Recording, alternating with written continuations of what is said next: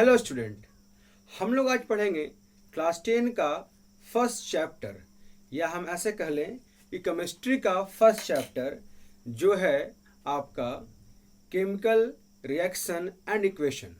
हम लोग केमिस्ट्री शुरू कर रहे हैं आज से। क्लास 10 का चैप्टर है केमिस्ट्री। आपका कहा जाता है कि ये साइंस ऑफ साइंस है। कैसे सर? आप कह तो दिए कि ये केमिस्ट्री को हम कहते हैं साइंस ऑफ साइंस। कैसे? अच्छा, आप साइंस में 3 ब्रांच पढ़ते हैं, फिजिक्स, केमिस्ट्री और बायो। लेकिन अगर आप गौर से समझिएगा तो ये केमिस्ट्री जो है ना, ये केमिस्ट्री दोनों को साथ डील करता है, या यूँ कह दीजिए केमिस्ट्री दोनों में है। कैसे? समझाता हूँ। मान लीजिए ये आपके पेट में दर्द हो रहा है, आपका पेट दुख रहा है। आप तो लिविंग थिंग है, लिविंग थिंग बायो में पढ़ना होता है। Living organism, living non living, ये पढ़ना आपको बायोलॉजी में है।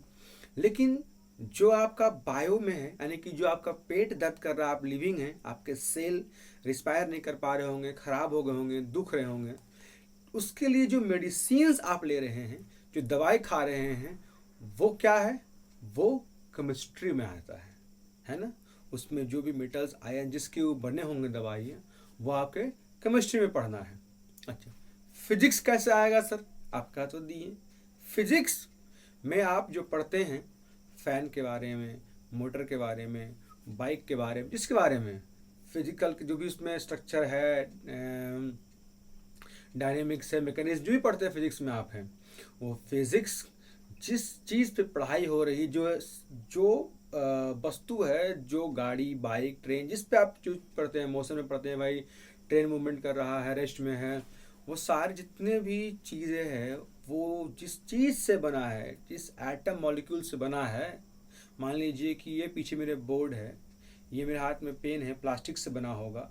इनके जो मॉलिक्यूल्स हैं, वो मॉलिक्यूल्स जिसमें आते हैं वो है ब्रांच ऑफ केमिस्ट्री, है ना। एलिमेंट्स, मॉलिक्यूल, आप वहाँ पढ़ के आए हैं। तो केमिस्ट्री को इसलिए हम लोग कहते हैं कि केमिस्ट्री जो है वो साइंस ऑफ द साइंस है। तो हम लोग डिटेल में थोड़ा सा पढ़ते हैं केमिस्ट्री। और चैप्टर 10 क्लास 10 का है, चैप्टर 1 है केमिस्ट्री का। चैप्टर 1 भी ये है। अच्छा, हम लोग एक चीज़ और जान लीजिए कि साइंस का साइंस बोल रहा हूँ, केमिस्ट्री के जो फादर हैं, कई बार कोई आपसे पूछ लेते हैं, कोई बार आपसे कभी क्वेश्चन पूछ लिया जाता है कि फादर ऑफ केमिस्ट्री किसे कहते हैं। तो फादर ऑफ केमिस्ट्री कहते हैं हम लेवेसियर को, है ना। लेवेसियर जो है वो केमिस्ट्री के फादर कहे जाते हैं। चलिए तुम लोग और आगे चलते हैं। हमारा जो चैप्टर है जो है वो है केमिकल रिएक्शन एंड इक्वेशंस। आप बोर्ड पे लिखे हुए देख सकते हैं।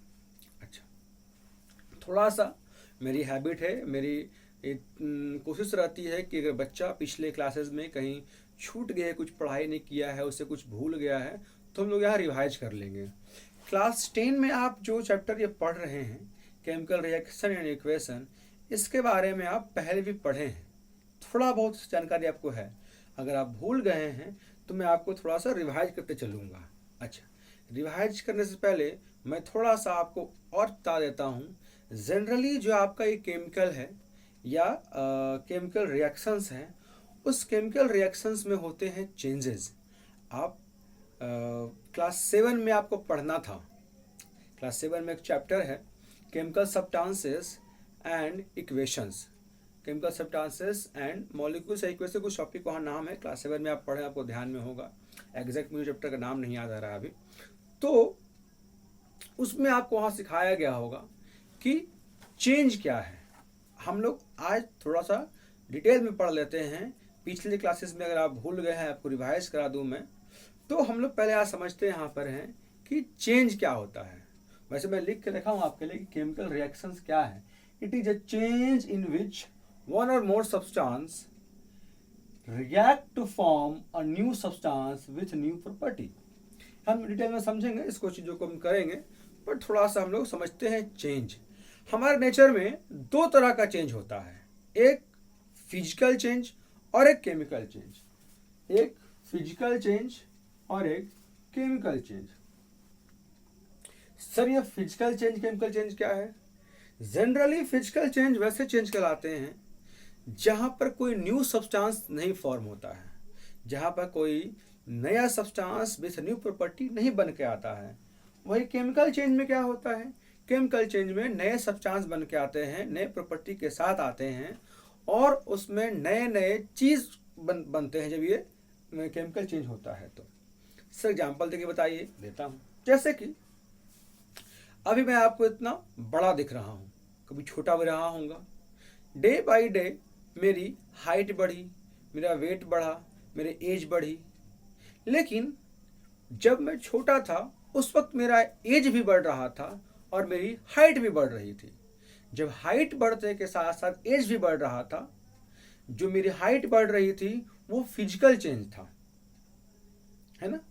मैं लंबा हुआ, थोड़ा सा मोटा भी हुआ, फिजिकल चेंज हुआ। केमिकल चेंज क्या है, मेरे बॉडी के जितने भी पार्ट्स, जितने भी ऑर्गन्स हैं वो केमिकली चेंज कर रहे हैं, बदल रहे हैं। तो फिजिकल चेंज, केमिकल चेंज। और एग्जाम्पल ले लीजिए सर, जैसे कि पेपर का जलना जो है, व्हेन पेपर बर्न, जो पेपर जलने के बाद उसमें जो ऐश बनेगा उससे आप वापस से पेपर नहीं बना सकते हैं, उससे आप अगेन पेपर नहीं बना सकते हैं। तो ये क्या है, केमिकल हो गया। वो अपना केमिकल कंपाउंड, केमिकल बॉन्ड जो भी था वो चेंज कर दिया, नया सब्सटेंस बन गया वो। अब वापस अगेन से वो पीछे मुड़ करके नहीं आएगा वो। और जैसे कि बर्निंग ऑफ कैंडल, मोमबत्ती का जलना, मोमबत्ती जल जाएगा तो क्या है, वो वापस से खत्म हो गया, वो वापस लौट कर नहीं आएगा। तो आप ये समझ रहे होंगे कि फिजिकल चेंज क्या है, जिसमें नया सब्सटेंस वापस से बन सके, वो रिगेन हो सके, है ना। केमिकल चेंज क्या है, जहाँ नया सब्सटेंस बनता है उसमें वापस से वो उस रूप में नहीं आता। जैसे मेरे हाथ में पेपर है, मैं इस पेपर को मोड़ दूं, पेपर को मोड़ दिया, है ना। वापस से क्या कर सकता हूं, मैं इसे खोल दूंगा, पेपर वही आ जाएगा। ये क्या है भाई, फिजिकल चेंज है, ये फिजिकल चेंज हो गया। अगर मैं इस पेपर को बर्न कर दूं, मैं इस पेपर को जला दूं, तो क्या होगा, वो ये केमिकल चेंज है। पेपर बर्न होने के बाद ये कभी वापस से रीगेन नहीं होगा, है ना। तो ऐसे एग्जाम्पल जो आपके हमारे पास में है वो फिजिकल और केमिकल्स के लिए। आप जानते हैं आपके घर में दही जमता होगा, है ना।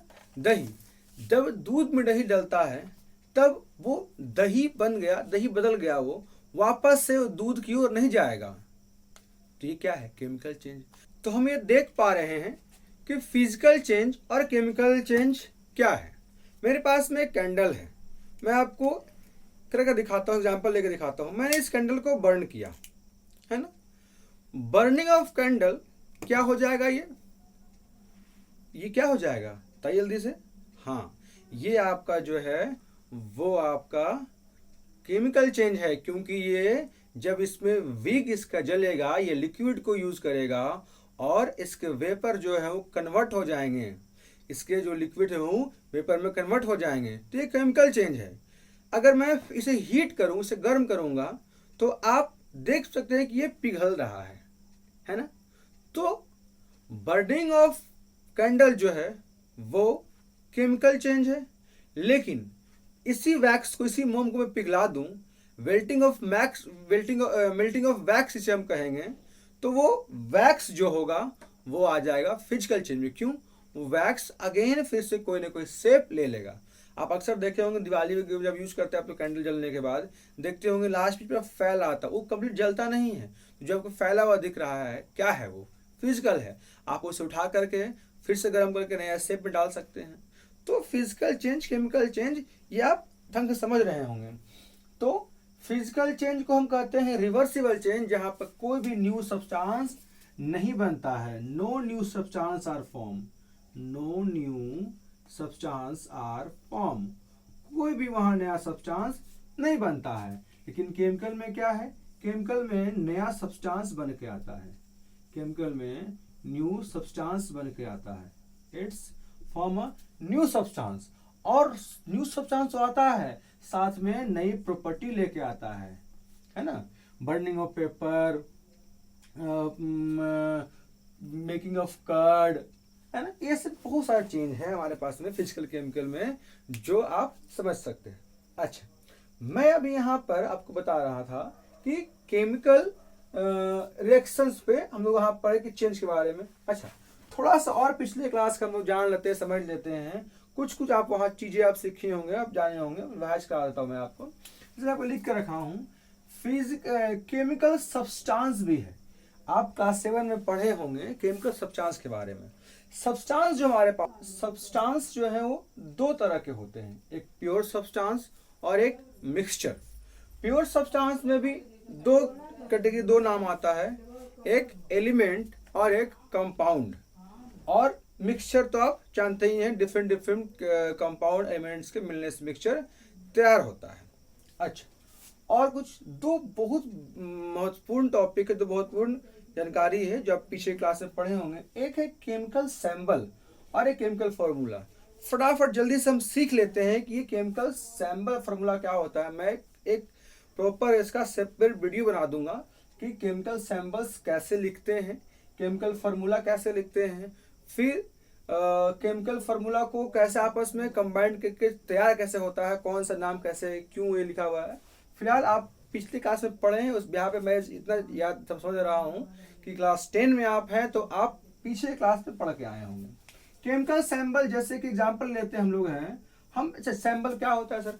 सैंबल्स किसी को रिप्रेजेंट करने के काम आता है। जैसे कि आप जब रोड पे चलते हैं तो वहाँ पे ट्रैफिक लाइट्स लगे होते हैं, तो कोई ट्रैफिक लाइट्स पे आपको बोलता नहीं है कि रुक जाओ, तैयार हो जाओ या चले जाओ, नहीं। उस ट्रैफिक लाइट पे जो लगे हुए हैं सिग्नल्स, जो लाइट लगे हुए हैं, वो लाइट को देख करके आप समझ जाते हैं कि रेड मतलब है स्टॉप होना, येलो मतलब है बी रेडी एंड ग्रीन मतलब है गो। तो ये सैंबल्स उस तरीके से हैं, हम सैंबल्स को देख के कह सकते हैं कि अच्छा इसका ये नाम है, इसका ये नाम है। जैसे एग्जांपल देके दिखाइए सर। जैसे सोडियम, सोडियम के लिए हम Na यूज करते हैं, कॉपर के लिए Cu यूज करते हैं, आयरन के लिए Fe यूज करते हैं। हम यहाँ नाम नहीं लिख रहे हैं, हम यहाँ सैंबल यूज कर रहे हैं, है ना। हम यहाँ सैंबल यूज कर रहे हैं। ये केमिकल सैंबल्स हैं। केमिकल सब्सटेंस को, एलिमेंट्स को रिप्रेजेंट करने के लिए हम यूज करते हैं केमिकल सैंबल। तो ये सैंबल्स हैं। केमिकल फार्मूला क्या हो गया? जैसे CO2, H2O, है ना, HCl, NH4, ये सारे क्या है? केमिकल फार्मूला है। ये फार्मूला कैसे लिखा जाता है मैं आपको एक सेपरेट वीडियो बना दूंगा, तैयार कर दूंगा, आप वहां देखिए। चलिए, तो हम लोग इस समझे केमिकल्स के रिलेटेड बहुत सारे वर्ड्स हैं, उसको मैंने क्लियर कर दिया। केमिकल चेंज क्या है, केमिकल सब्सटेंस क्या है, केमिकल सैंबल्स क्या होते हैं, केमिकल फार्मूला क्या है, मैंने आपको वहाँ क्लियर किया। आई होप आपको अच्छी समझ में आ रहा होगा। ध्यान से मेरी ओर देखिए और समझ चलिए। चलिए, अब अगेन हम लोग टॉपिक पे, जो हमारा आज इस चैप्टर का डिटेल टॉपिक है, हम लोग वहां समझते हैं, हम लोग उस पर देखते हैं। हम यहाँ मैं आपके लिए यहाँ पे डिफिनेशन लिखा हूँ कि it is a change in which one or more substance react to form new substance with new property. इसका मतलब है कि जैसे आपने यहाँ सिखाया था सर कि केमिकल चेंज में जब कोई भी प्रॉपर्टी, कोई भी सब्सटेंस फॉर्म होता है तो वहां प्रॉपर्टी नया लेकर आता है, उस प्रॉपर्टी को अपने चेंज करके आता है, उसमें न्यू प्रॉपर्टी आ जाती है। जैसे कि हम देखे थे, दूध से दही बना था, दही की प्रॉपर्टी अलग है, दूध की प्रॉपर्टी अलग है। दही खट्टा होता है, दूध मीठा होता है, ये प्रॉपर्टी बदला है, उसमें प्रॉपर्टी चेंज हुई है, तो ये हमारा जो है वो विच न्यू प्रॉपर्टी आएगा। इसमें हमने और बहुत सारी बात लिखा है, हम यहाँ लिखे हैं इसमें कि भाई ये जब चेंज हो रहा है उसमें चीजें रिएक्ट करती है, one or more substance react, है ना। ये रिएक्ट का क्या यहाँ पर है? रिएक्ट का मतलब वही था जो हम लोग केमिकल चेंज में जब सब्सटेंस अपना रूप बदल रहा था तो एक्चुअली में वो केमिकल चेंज नहीं हो करके वो क्या हुआ था, केमिकल रिएक्शंस हो रहे थे उसमें। मैं आपको एग्जांपल देता हूं। जैसे समझिए कि वो जो मिल्क है, वो जो मिल्क कर्ड में चेंज किया था, वो जो मिल्क है वो कर्ड में चेंज किया, दही में बदला, वहां केमिकल चेंज हुआ है। एक्चुअली में उसमें हुआ क्या है सर? पेपर बर्न किया, उसमें जो ऐश बना उसमें हुआ क्या है सर? इन सब में केमिकल रिएक्शंस हुए हैं। उनके सब्सटेंस आपस में रिएक्ट किए, जैसे ये मिल्क प्रीवियस कर्ड के साथ कर्ड में मौजूद बैक्टीरिया रिएक्शन किया और ये कर्ड तैयार हुआ। पेपर, पेपर मैंने उसे जलाया तो एयर ऑक्सीजन मौजूद जो हमारे एटमॉस्फेयर में है उसके साथ वो रिएक्ट किया और पेपर बर्न किया। ये सारे जो आपके हैं वो केमिकल चेंज हो रहा है, उसके बीच में जो एक छिपा हुआ चीज है वो है केमिकल रिएक्शन। तो केमिकल रिएक्शन में आपस में सब्सटेंस रिएक्ट करते हैं और नया सब्सटेंस बना कर लाते हैं। They form the new substance with the new property. अच्छा, मैंने आपके लिए एक और चीज यहाँ पे लिखा है जिसमें बोल रहा हूँ केमिकल, उसमें और डिटेल समझाने के लिए आपको, breaking of old chemical bond and making new bond. मतलब क्या है इसका सर, जो वो मिल्क का अपना बॉन्ड रहा होगा वो मिल्क अपना प्रीवियस बॉन्ड तोड़ेगा, पुराना बॉन्ड तोड़ेगा, तब जाकर के नए कर्ड के साथ नया बॉन्ड बनाएगा।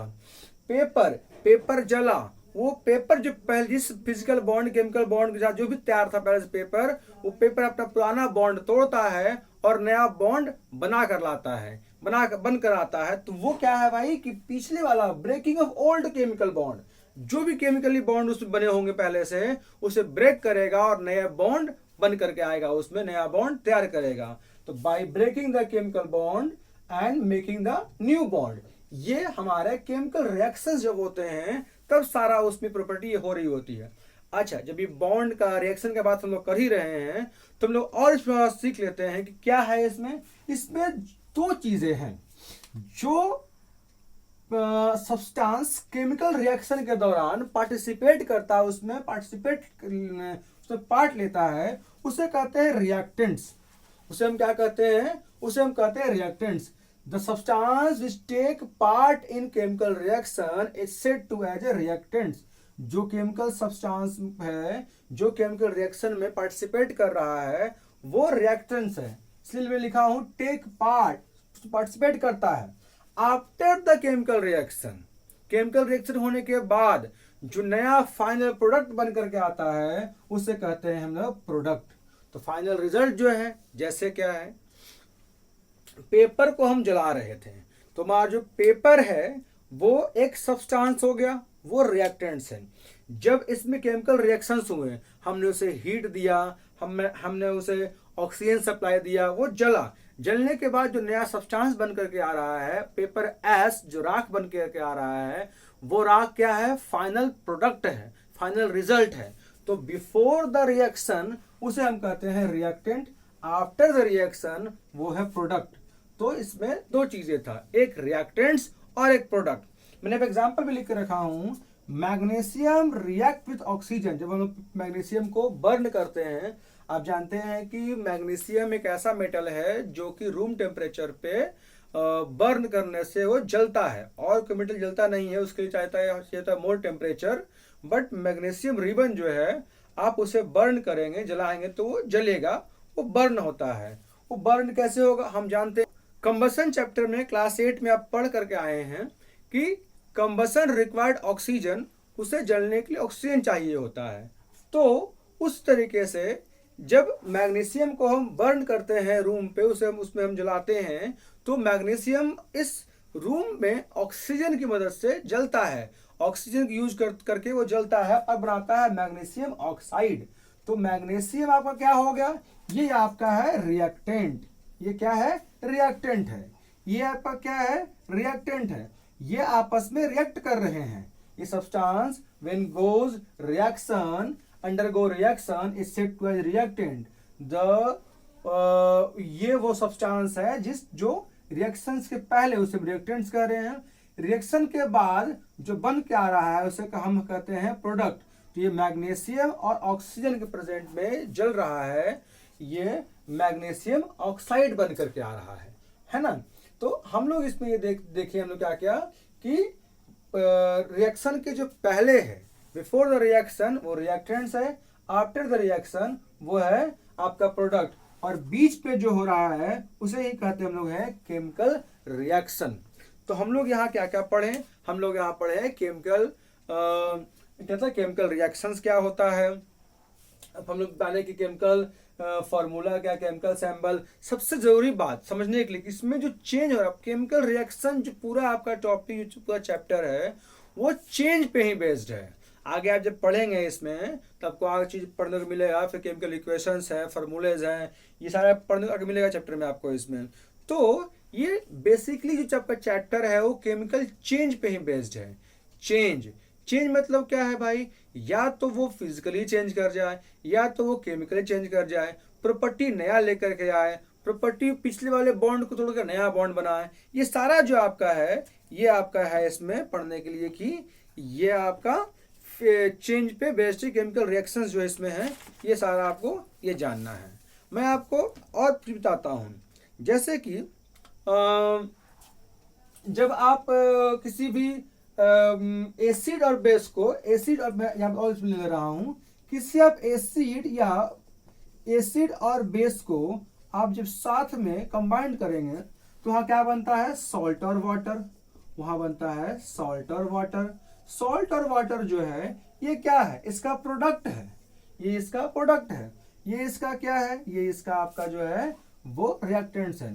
तो रिएक्टेंट्स और प्रोडक्ट, तो बेसिकली इसमें आपका ये चीज था कि रिएक्टेंट्स बिफोर द रिएक्शन है और प्रोडक्ट आफ्टर द रिएक्शन है ना।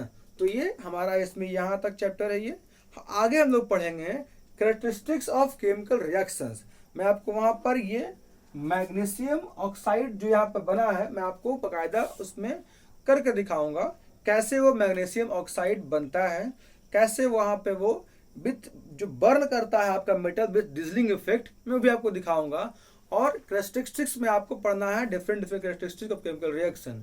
तो फिलहाल के लिए अभी यहीं तक। अगर आपको ये वीडियो अच्छी लग रही हो, चैप्टर अच्छा लग रहा हो तो लाइक कीजिए। अगर आप चैनल पर नए हैं तो सब्सक्राइब कीजिए। और आगे चैप्टर्स में आपको डिटेल में समझाऊंगा, पढ़ाऊंगा। इसके लिए चैनल पे बने रहें और पढ़ते रहें। Thank you for watching.